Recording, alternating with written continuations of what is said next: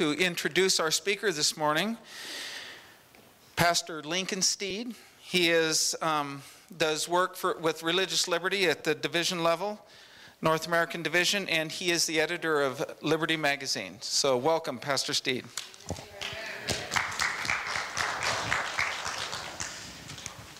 This is great to be here, particularly because here is different than where I thought it was. I used to live in Idaho, and on the way to Portland, we'd drive past Horseshoe Bend.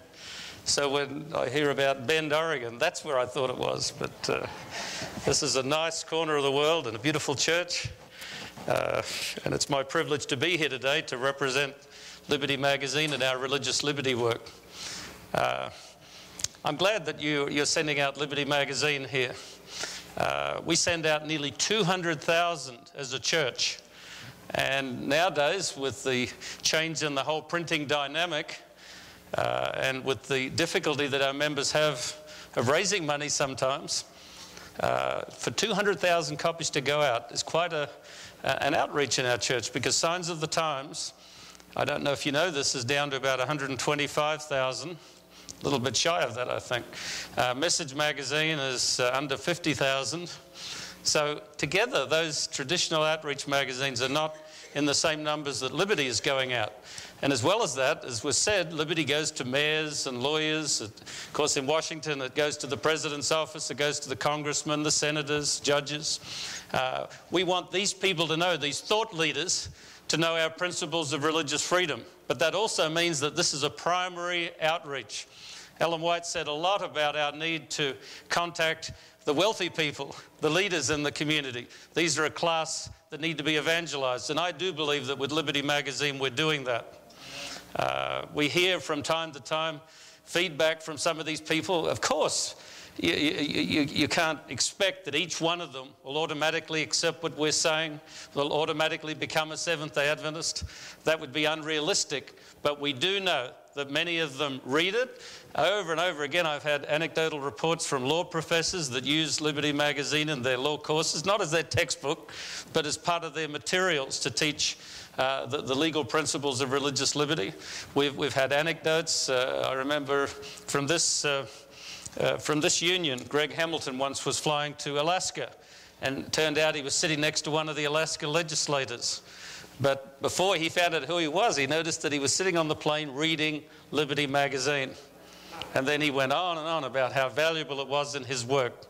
And I've had letters from these different legislators. And the one story that I like to tell, because it's got a little humorous undertow, years and years ago when he was president and I'd just become Liberty editor, I thought, I need to see and meet President Clinton. And you know his troubles. That I don't think he'll ever quite live down. So when I met him, I shook his hand. And by the way, I don't usually tell this, but it was an interesting dynamic. I'd arranged the affair through one of our Adventists, who I won't mention, that has some contacts. And it was an event at a school, and it was all designed so that I could meet President Clinton. But I figured when he comes, it'll be just sort of a receiving line, and it's never good, you know. So when he first came in the door, I ran over and shook his hand, and the Secret Service about went bananas. I'm probably lucky I didn't get shot. But that meant later, when he came by, that we knew each other. You know, that's how human beings work. So when he came by later, I said, you know, Mr. President, I said, you get Liberty Magazine, but I'm not really sure that you've been reading it. He says, oh, Liberty Magazine? He says, I read it all the time. He says, one of my Little Rock advisors told me that I spend far too much time reading Liberty Magazine. And I'm thinking, yeah, and I don't know that woman either. But a few years later, Hillary Clinton was the speaker at one of our events, and I thought, I'll double check. So I said to her, I said, your husband told me that he read Liberty Magazine. And she says, oh, yes, that was when we were in Little Rock, she said. He read it all the time. But she said, we haven't been getting it lately. How can we get that? So, you know, the stories meshed, and it was just another very personal example to me that this magazine that we've been printing now, way before my lifetime, for about 106 years, that this magazine is making an impact with these thought leaders, precisely at the time when some of the bedrock principles of religious freedom in the United States are being questioned. questioned mostly by Christian people, as you know, the so-called religious right. Many of them people with a correct identification of the problem, but they're settled on a political solution. And along the way, they say things, and I've sat in meetings and heard them say it. No such thing as separation of church and state in the Constitution. We don't believe in it. Well, Liberty believes in it. Your church has always stood for it. And we need to remind these people while we can. Liberty, well, I could go on and on. I just realized I told a joke on myself this morning that at one church, I got up at 1 o'clock and I ended up speaking till 2:30 because they gave me the idea that they like long sermons, but nobody does. But please come this afternoon and we can talk about some of the particulars that our religious liberty work gets into. And it's very complicated, a lot of history, a lot of legal work, a lot of current events. And of course, for Seventh-day Adventists, a lot of prophecy and biblical meaning to what we do. I'm sure you remember late last year, the General Conference President put out a call all around the world, but you would just know that it came to this church, that we should pray for the release of a pastor named Pastor Montero.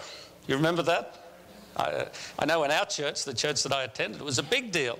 I know at the General Conference building, they had a number of meetings about it and some prayer sessions. It's not that this is the only Seventh-day Adventist that's in trouble around the world, but it's such a high-profile case, and it's so perplexing to the General Conference leadership that they made a day of prayer and fasting all around the world. The story is bizarre to the extreme and tragic on a personal level.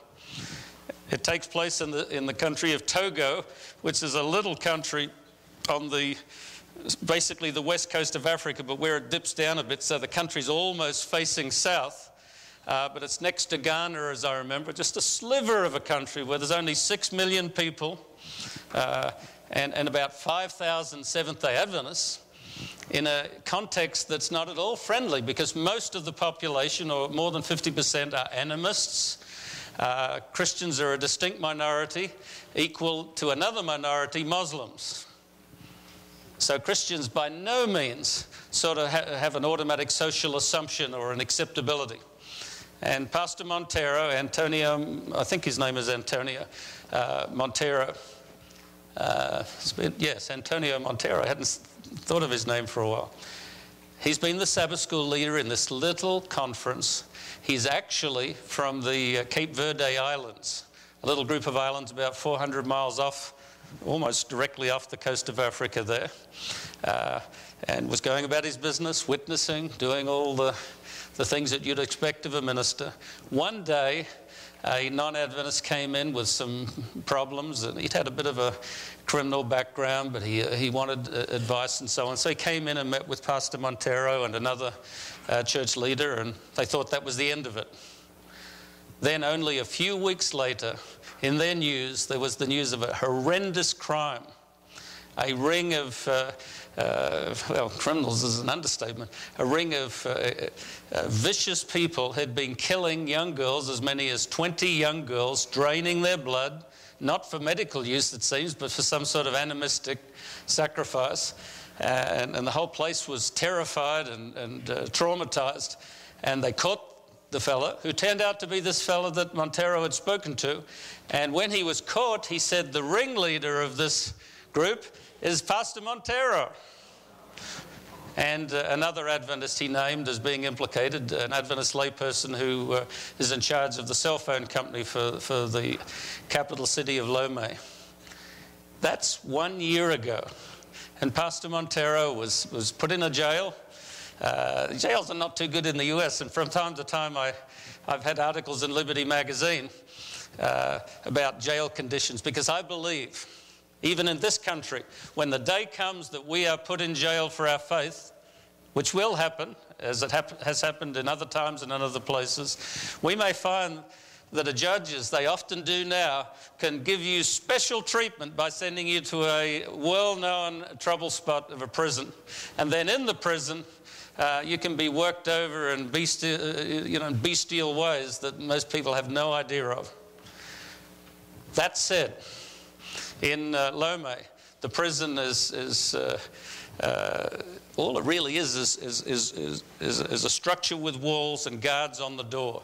They throw you in, and inside the prisoners take care of everything. They govern themselves. They feed themselves with food that's passed through the main door by relatives, and they pass out the dead as they die regularly. I think about 30 people have died in that prison since Pastor Montero has been imprisoned. An amazing situation. And it reminds me how often around the world, when people are imprisoned or attacked or fined or come under some difficulty because of their faith, it rarely presents that they are hailed into court because they're a Christian or because they're a Seventh-day Adventist.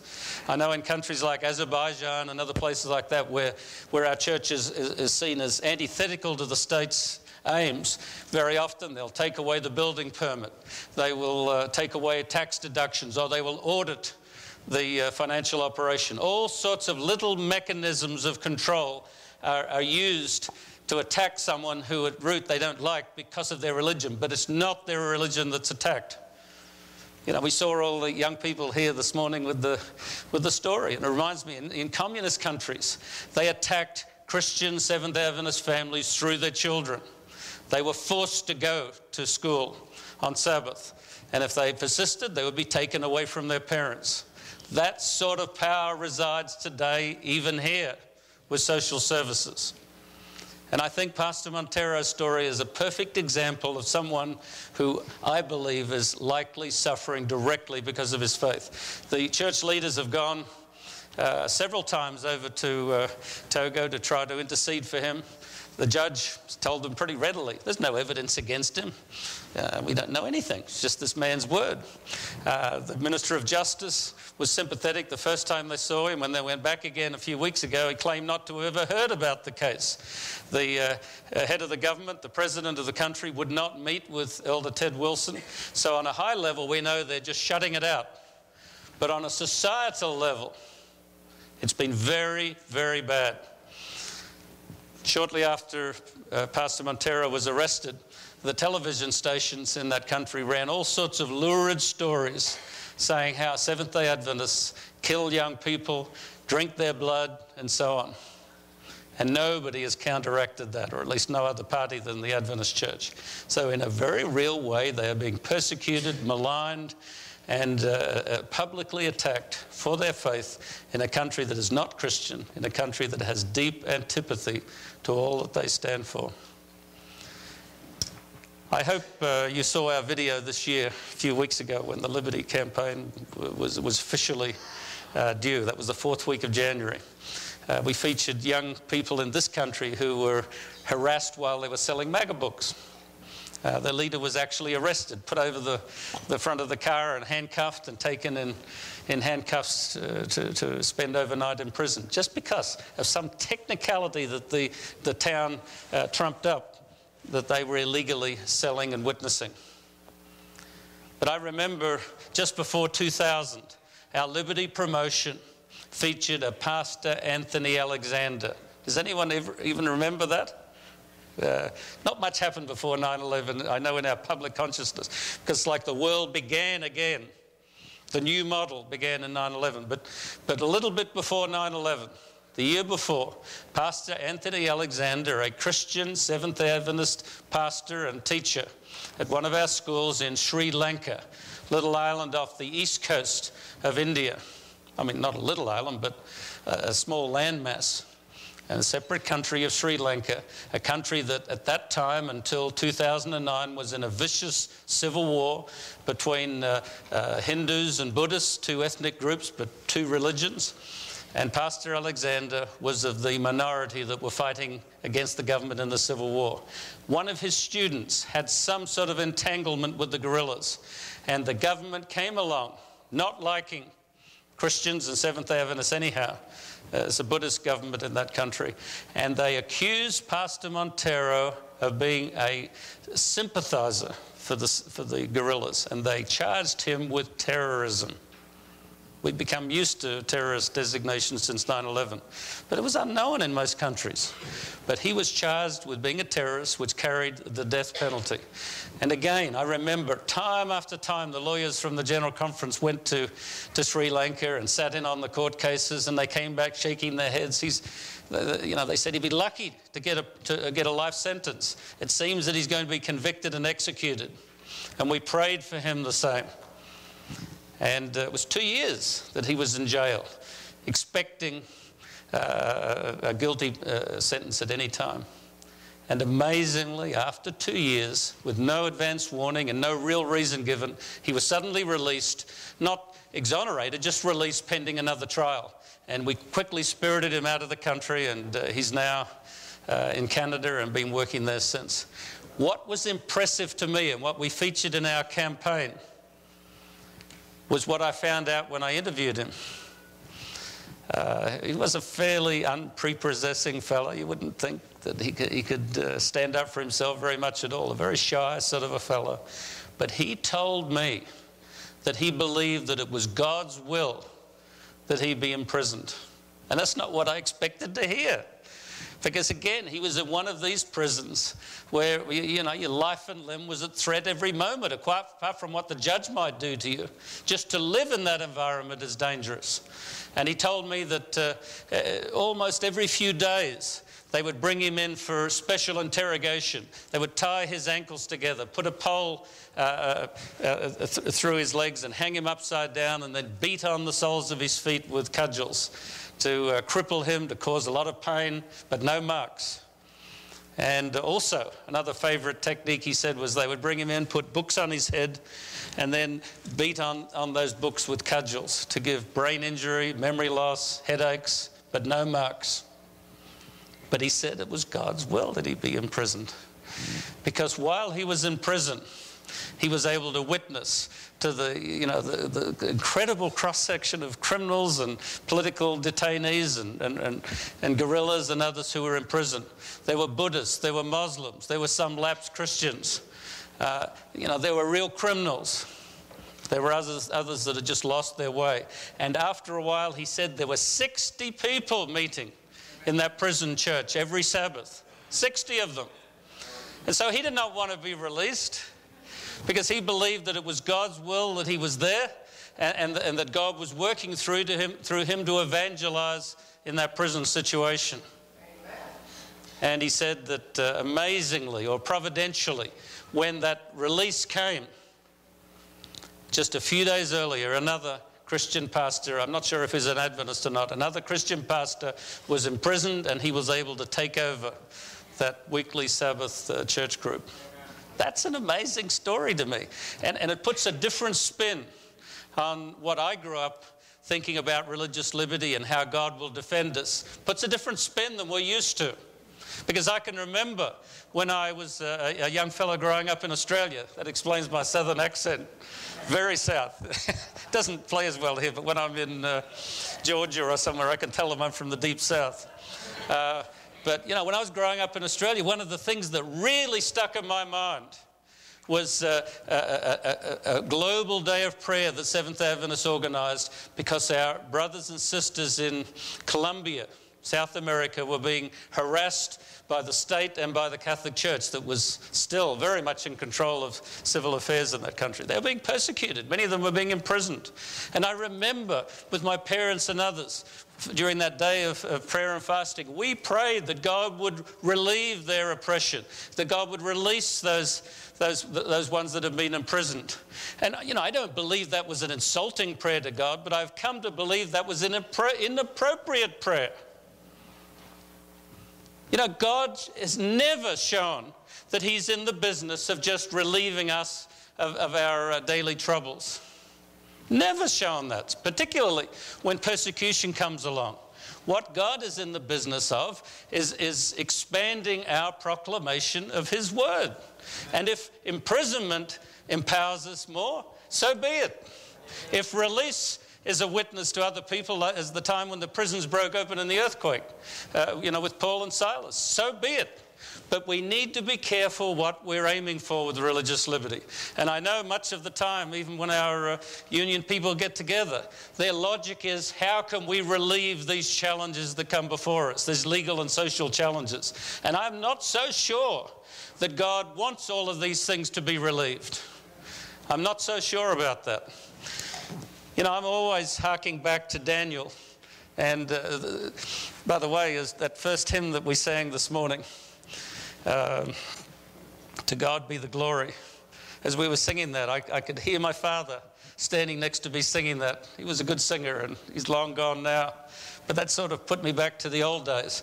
But the song that evokes my childhood as much as that song, Dare to be a Daniel, dare to stand alone, standing by a purpose true.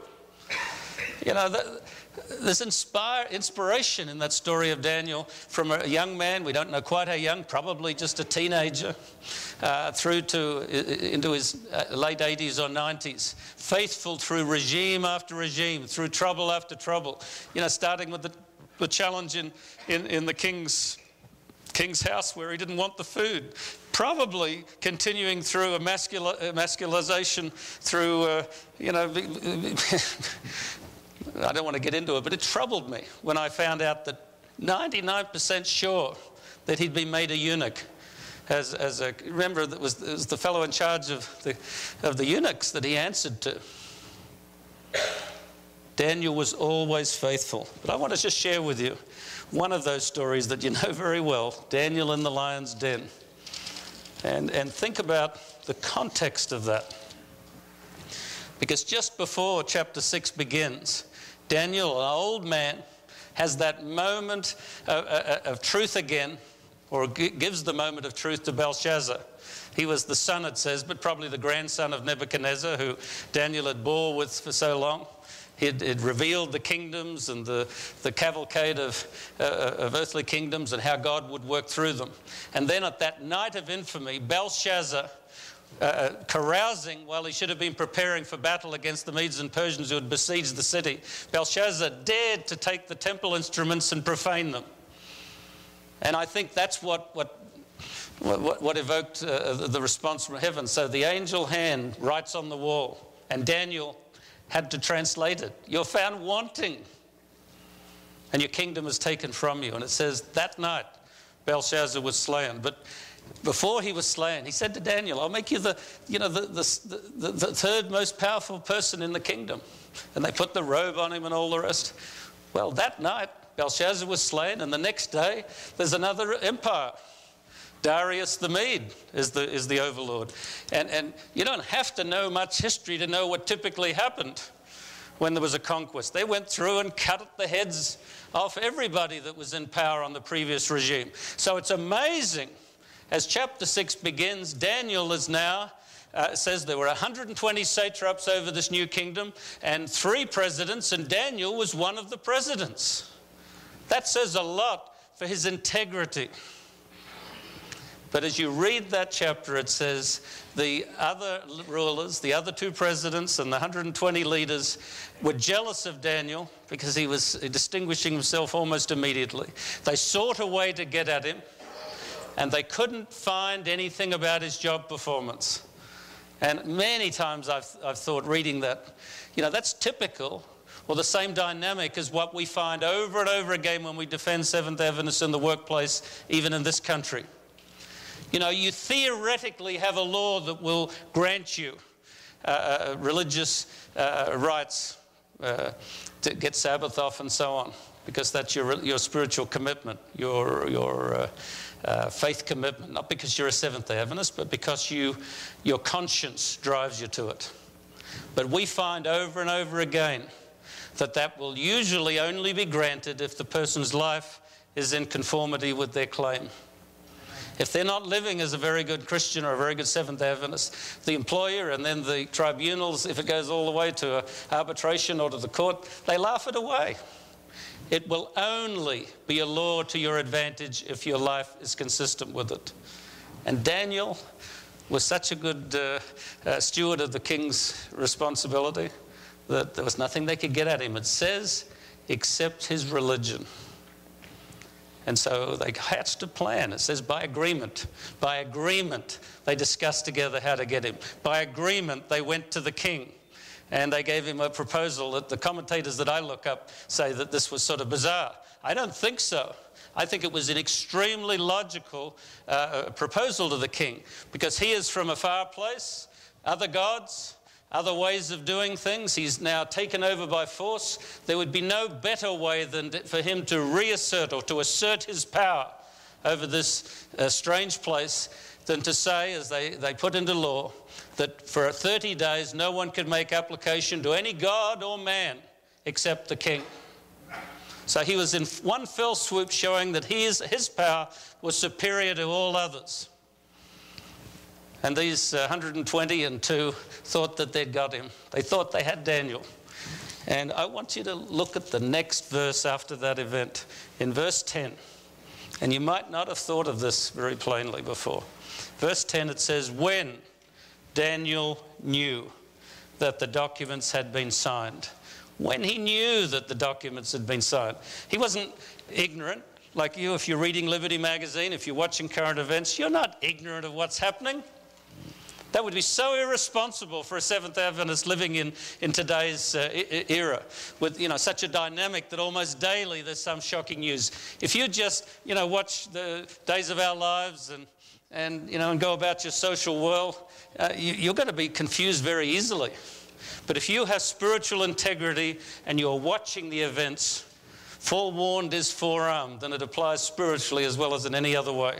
And Daniel had been watching, and when he knew, then he went to his house where he had windows in his upper chamber open toward Jerusalem.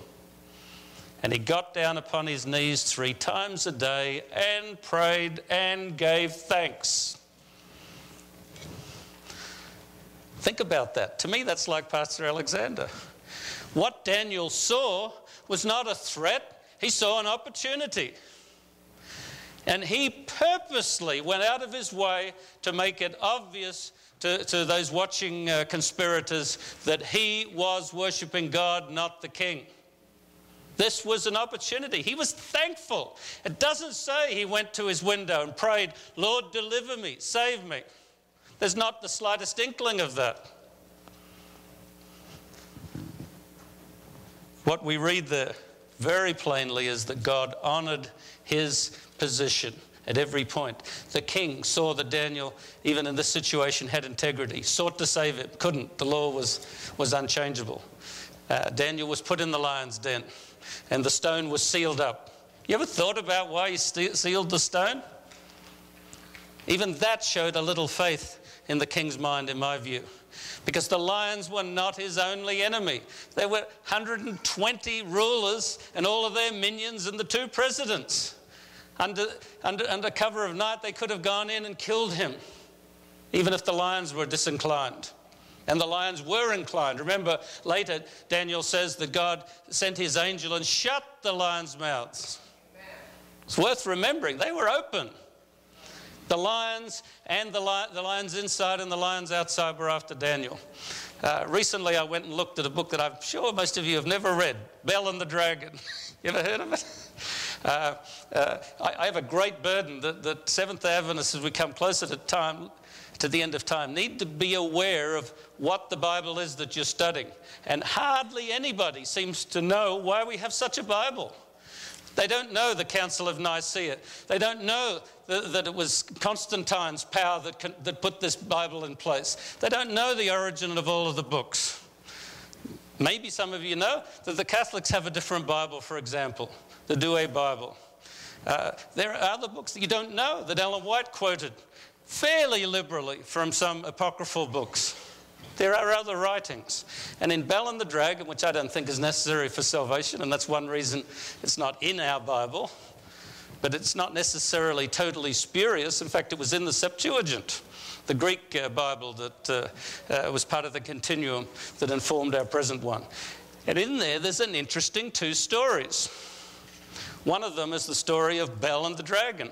There was this god called Bel, And supposedly, Daniel had said to the king that this is nothing but a god of gold, a god of wood covered with brass, I think. He's just a figure that they've made.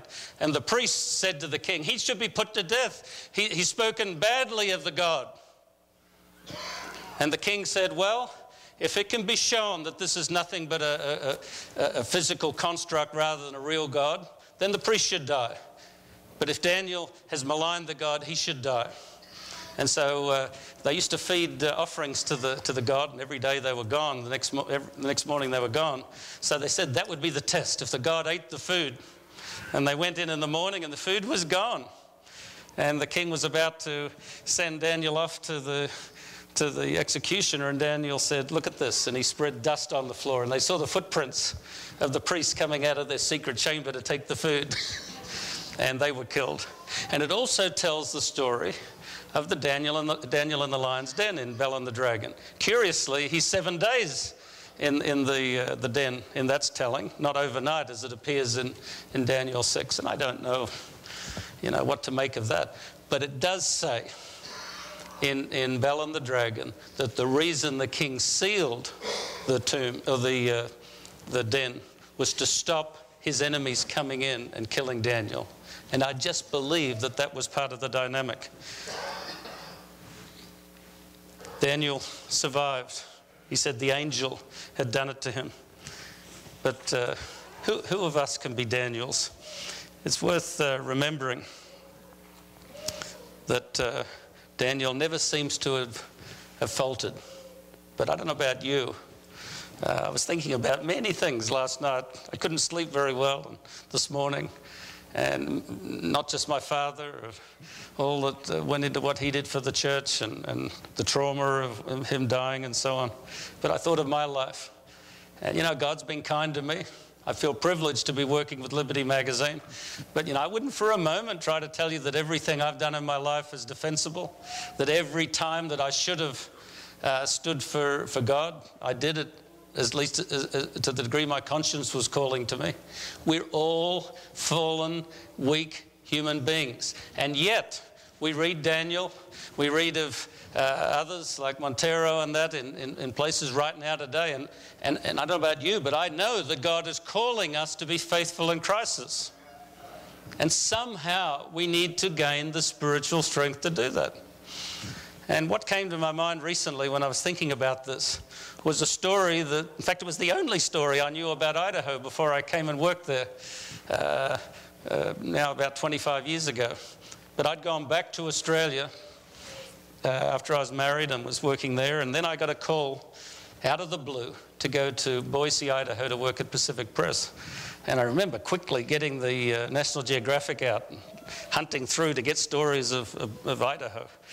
And it's the Wild West and the sagebrush and the tumbleweed and all the rest, but it seemed like the far side of the moon, and I found that there is the craters of the moon, so it's almost literally like that. But the one thing that came to my mind about Idaho, and I'd read it when I was probably 5 or 6, the story of Harry Orchard.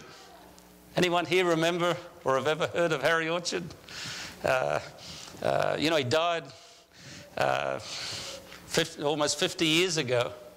But Harry Orchard is an interesting and indeed very significant historical figure in this part of the world. I found out the full story on Harry Orchard actually more recently. I was looking in the archives at the General Conference to get some information for our Liberty promotion.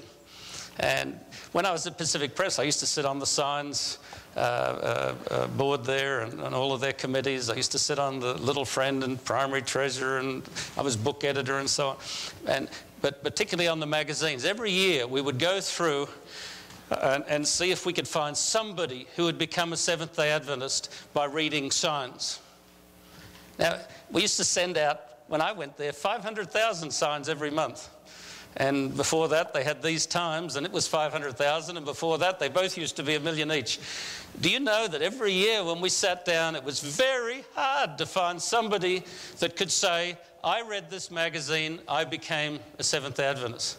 Not very hard to show that somebody became an Adventist because their neighbour talked to them, because they read something in the newspaper, or they were impressed by something that happened in their local church, and then they saw signs of the times. I mean, in the mix, signs was very important. But for someone to say, I became an Adventist because of signs, rare.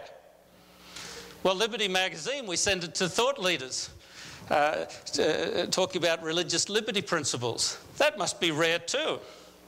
And it is. It's very hard to find that. And I was looking through the stuff at the General Conference in the archives, and I came across an interesting story that was told about 50 years ago by the then editor of the Signs of the Liberty Magazine. But I got my magazines mixed. And he told a story of a baptism or a whole family that were baptized because of Liberty Magazine. So let me tell you the story of Harry Orchard. Back at the turn of not this last century, but the one before, at the time Liberty Magazine was begun, in 1905 and 106, Liberty was begun. At that time, the United States was convulsed by a massive war between capital and labor. The trade unions were really just beginning to gain some strength. And over this side of the world, the Western Miners' Union were in a literal war with the mine owners and the moneyed interests. And if you've studied your history at that time, the mine owners and the businessmen were so determined to put down union agitation that they actually had hired the Pinkerton force. The Pinkertons were a pseudo-military, pseudo-police organisation that didn't hesitate at all to not only beat people on the head with a stick, but to shoot them. And they hired whole trainloads of Pinkertons to come in and bust up the union strikes. And they just often would arrive in town and they would come out guns blazing. And the union reacted against this. And by the way, this is the time when Ellen White gave our viewpoint on unions. Seventh-day Adventists and our Religious Liberty Department are very suspicious of trade unions because of the violence and so on that's often accompanied it. But we need to be careful because there was a balance. And there were social abuses being perpetrated by money at that time. And if you read Ellen White carefully, she says things about social justice too. And the Revelation says at the very end of time, it's the workmen that cry out because their wages are held back by fraud. So we should be careful as Seventh Adventists when we only tilt against unions. But the unions at that time were full of criminality, and they hired a man named Harry Orchard to do their dirty work. And he was ready for it.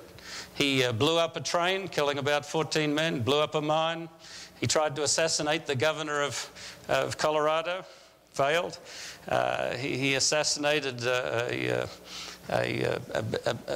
one of the owners of a mine company. Tried to poison him. That didn't work, so he shot him point blank at his door. He left a trail of criminality behind him.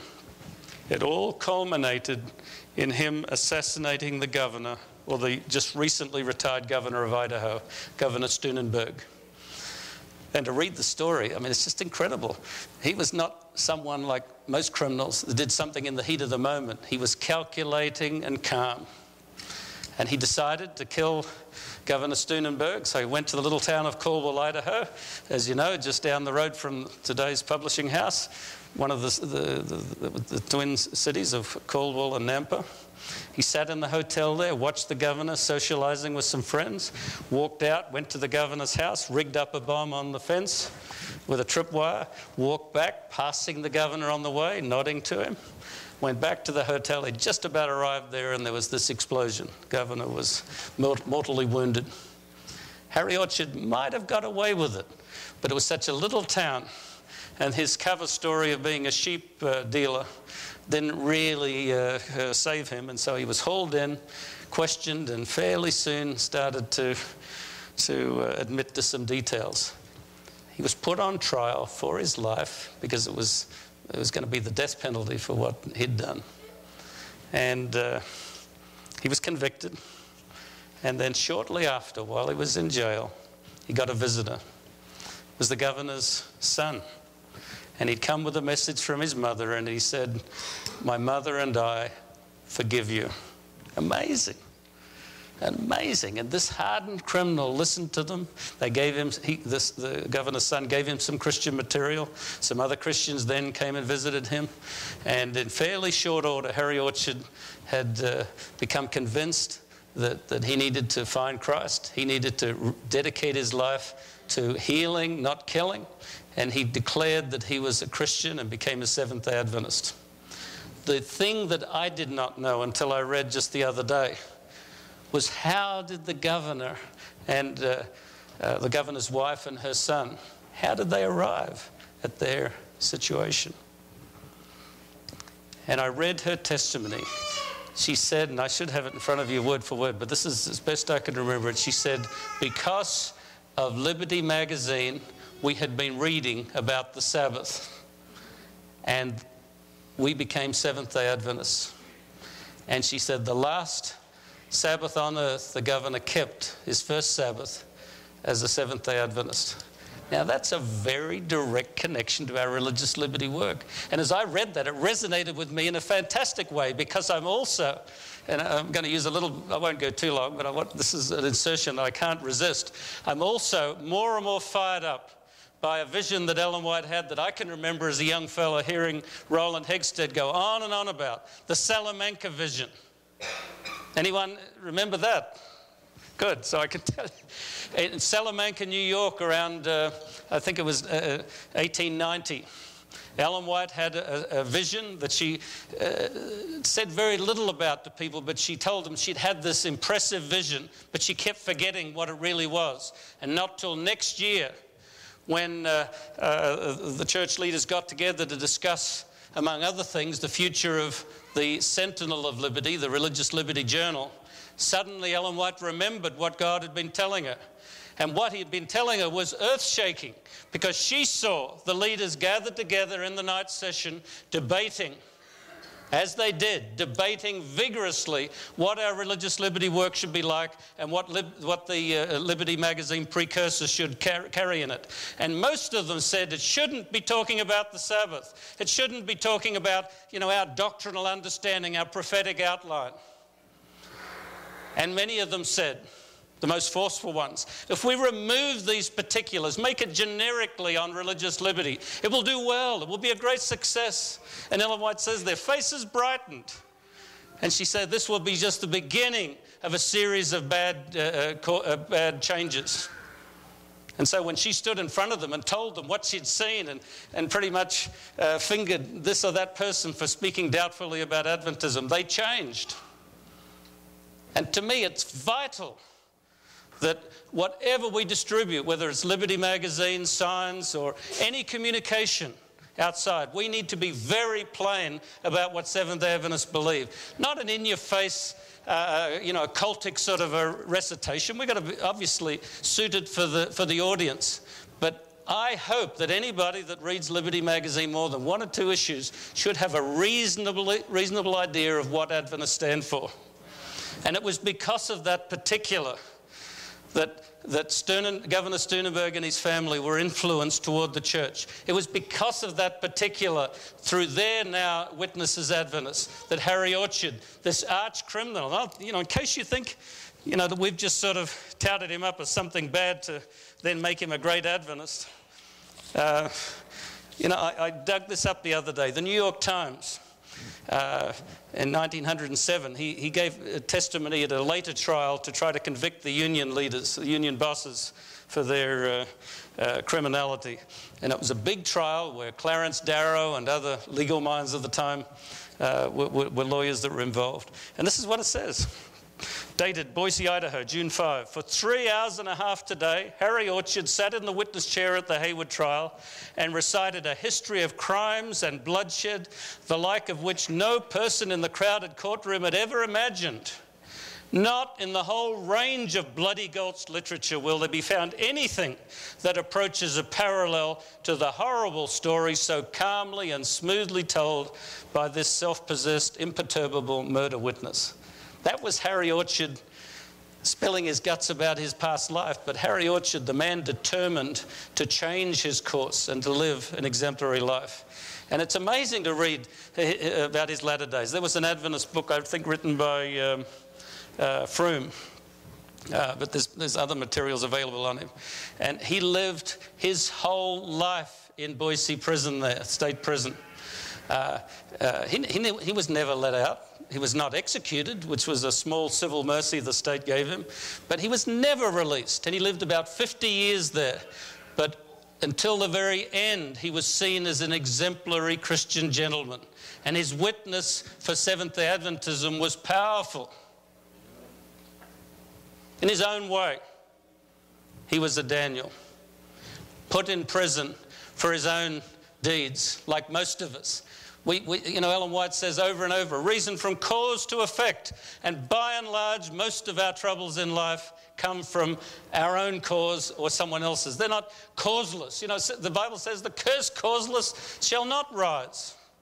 We're under, a clear cause and effect. But we're not prisoners of that.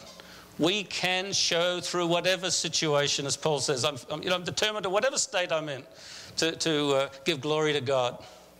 We can be powerful witnesses for God. And I don't really know, you don't know, what lies behind Pastor Montero's imprisonment. It seems incredible to the extreme that he had anything direct to do with this. But imagine that he had made some mistake, that he had been involved in some tangential way with his criminals. He can redeem it by his witness in jail. And when they come for you or me, which they will one day, for our faith witness, and they will repeat as Satan has done through the ages, you did this, you did that. We can't let that destroy our witness in God. We've got to be faithful to the extreme. I dug up a sermon, as I often do, by Charles Spurgeon, called The Prince of Preachers. And I know a lot of the pastors still refer to him from time to time, but he was a preacher at the same time as Harry Orchard and his crimes, at the same time as Liberty Magazine's beginning, the beginning of that last century. He was called the Prince of Preachers, and he preached in London. But I'd like to read you just a couple of sentences from a sermon that he gave on Daniel facing the lion's den. It was sermon 1154. A local church pastor has to give a lot of new sermons, but you'd be surprised at some of the well-known figures that just have a little handful of sermons. I think even Billy Graham was sometimes guilty of that sort of thing. But Spurgeon was prolific, and this is what he said on that topic. He says, now, and always, whenever I read that, it reminds me of Ellen White, present truth. Now, let's talk about today. Now, it is a great privilege that we enjoy civil and religious liberty in our favoured land. He was talking about England, but this is certainly as favoured as England. Now it is a great privilege. We are not under such cruel laws that, as in other times or in other countries, laid restrictions upon conscience, he says. We are allowed to pray according to the conviction of our judgment and the desires of our heart. And of course, he's thinking about Daniel, who went and prayed as he was wont to. He says, but as I want you to value the privilege very much, I will put a supposition to you. Suppose there was only one place in the world where a man might pray and offer his supplications unto God. Well, I think there is not a man among us, says Spurgeon, who would not like to get there at some time or another, or at least to die there. Oh, what pains we should take to reach the locality, and what pressure we would endure to enter the edifice. And then he says, but now that prayer is free, without money and without price, and the poorest need not bring a farthing when he comes to have audience with God, oh, how prayer is neglected. Perhaps it would not be a bad thing, on some accounts, if there could be a law to prevent men from praying. Because some would pray, we will pray. Some would say, we will pray. They would pray. They would get over the shock and stoutly protest, we are not to be kept down, we must pray.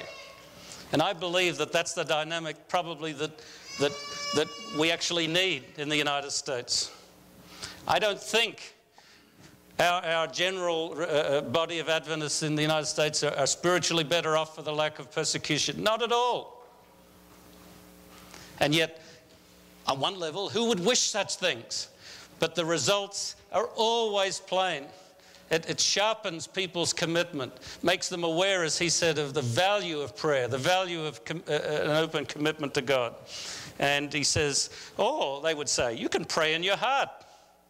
Because he was talking about, you don't need to go before the open window. You can pray in your heart. You need not bend the knee. You can pray in your soul.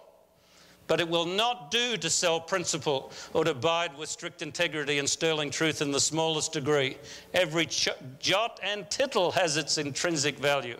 And then he gets on to John Bunyan, who just inspires me at the time of, and I might talk this afternoon a bit about John Bunyan's time, just at the time of the English Civil War on religious matters, when independent preachers were not allowed to preach. And it says, look at John Bunyan, when they bring him up before the magistrates and tell him he must not preach, never mind, I will preach, he said.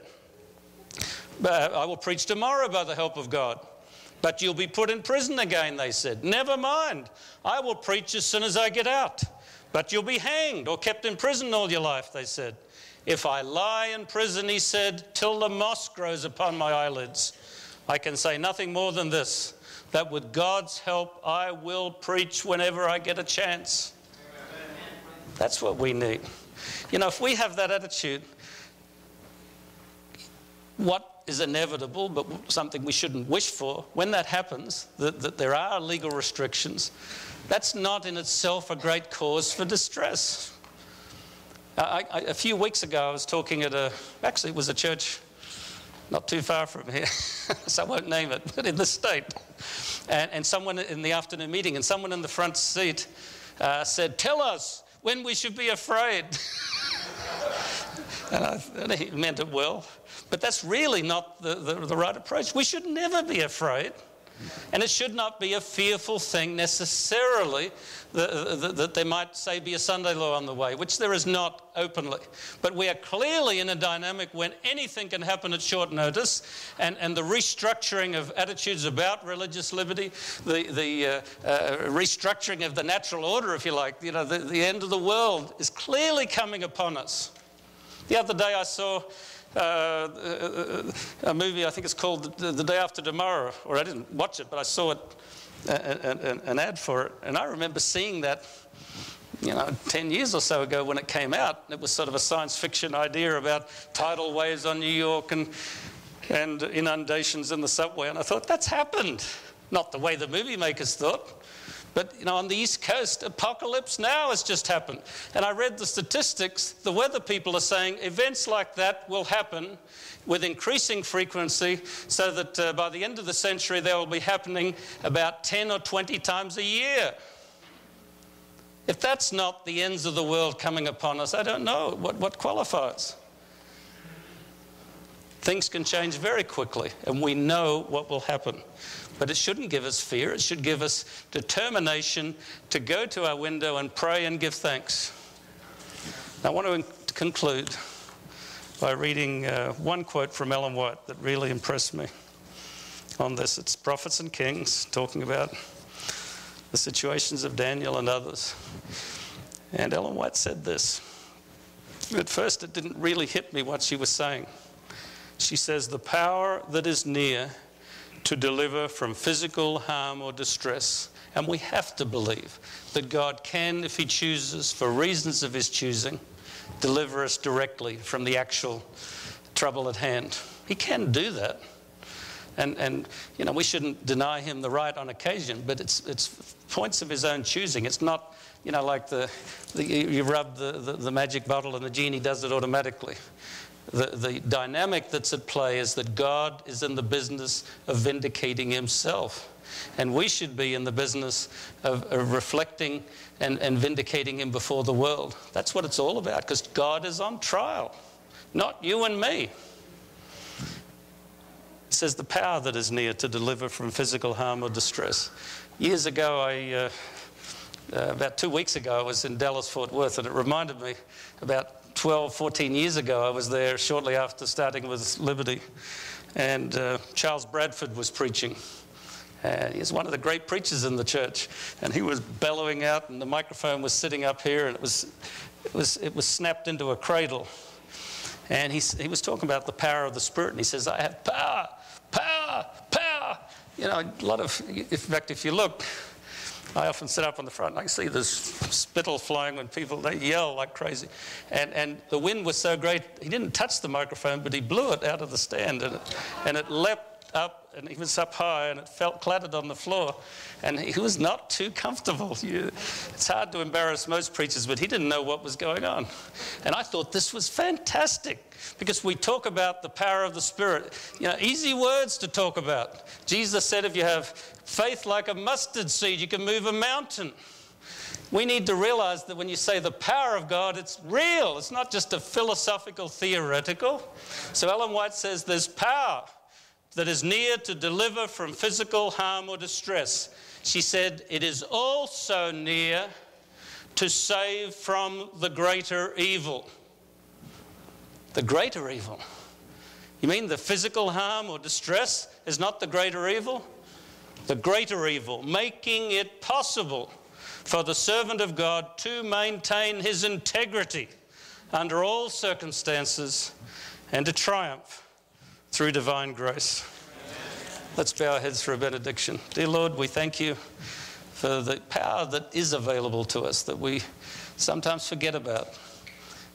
We're often content to just feel warm and comfortable with what you've offered to us, and it's life itself, it's liberty, liberation from sin. And I pray that as we come further into Earth's history and to a much more clearer time of confrontation with the powers of evil, that your power can inspire each of us here to witness and to stand true no matter what the situation, so that like Daniel, we can not just endure the trouble, but use it as an occasion to witness for you. This is my prayer for Jesus' sake. Amen.